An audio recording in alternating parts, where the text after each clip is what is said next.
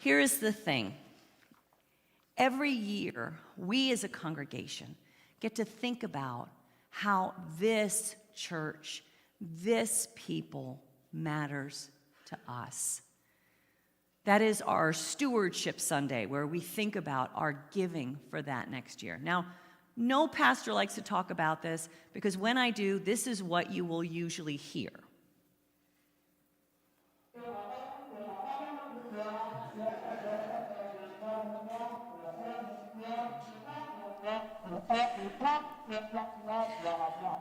Right? That's the Charlie Brown adult voice. You know that when in Charlie Brown? Right? So it's always a challenge to talk about stewardship in a way, but I want to talk about it in a way that if we're grateful people, this matters to us. So a couple budget facts. Our 2020 budget, which will start January 1, overall our budget is up 5%. Most of that has to do with Michelle became our associate pastor this year, but that was only for the last 6 months of the year, so she started in July. So next year, the budget will have a whole 12 months of having an associate pastor. Also, we had a couple small increases in operating expenses. Now, we ask our leadership team, which goes by the cool name, the LEAD team, to give their pledges already so that we can let you know how the leadership supports the church, so you have a sense of our commitment. So the group of us who are on the LEAD team, our giving went up 10%, which is $13,000 among us. So we are committed to what God is doing here. Your giving is actually what enables everything you see here. We do not have an outside source of income.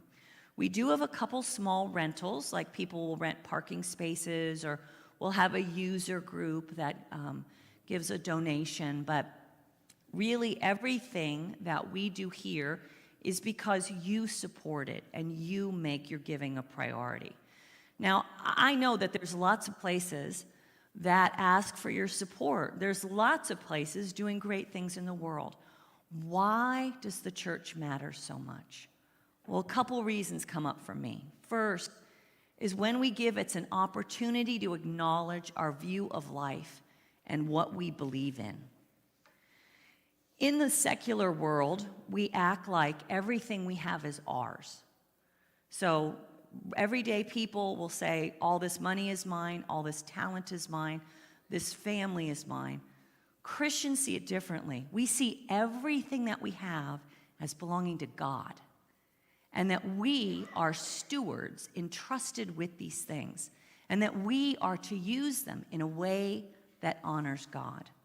So when we give, we acknowledge that this is our view of life, and this is what we believe in.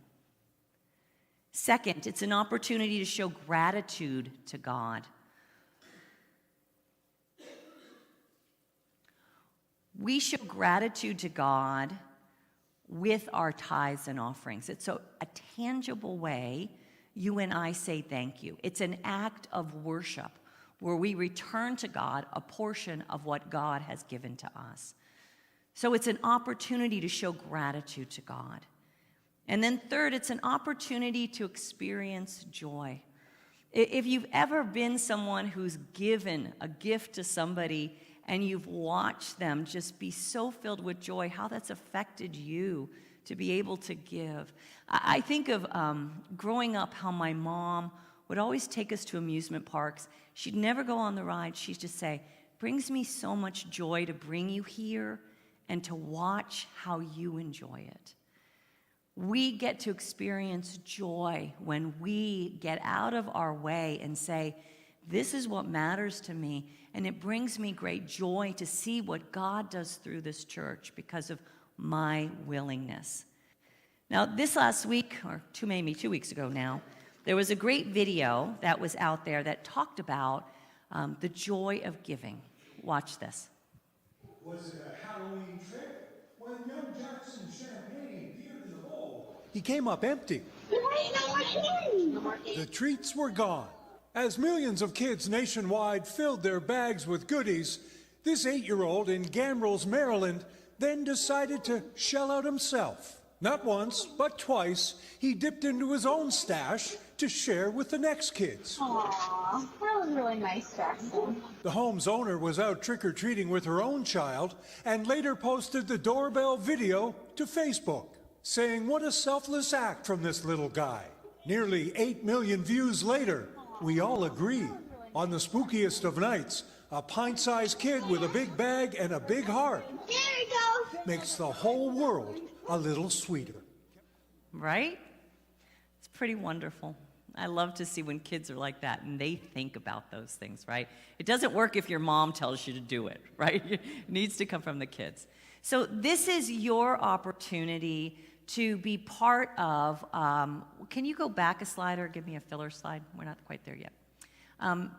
This is your opportunity to pledge and be part of what God is doing in this church in 2020. This is a very unique church. This is a church that is growing and moving forward. We are a church that this year is the first year since 2012 that we saw growth in worship attendance. And we see that God is moving this church forward through not only our mission and mission hands-on in the world, but through the growth in our youth group and in our children's ministry as well. So I invite you to make a commitment to say that this is a priority for you. There's a pledge card in your worship folder if you want to get that out. I know some of you receive them in the mail as well. And what we'll do is you'll have an opportunity to fill this out and put it in the offering plate today. If this is too soon for you to figure that out, you can drop it off during the week. We have a little mail slot right by the door in the office. Or you can bring it back next week. But in a couple weeks, we'd like to have a sense of where we are. But thank you. Your giving is what makes a difference, and it's what enables God to continue to move us forward in this next year.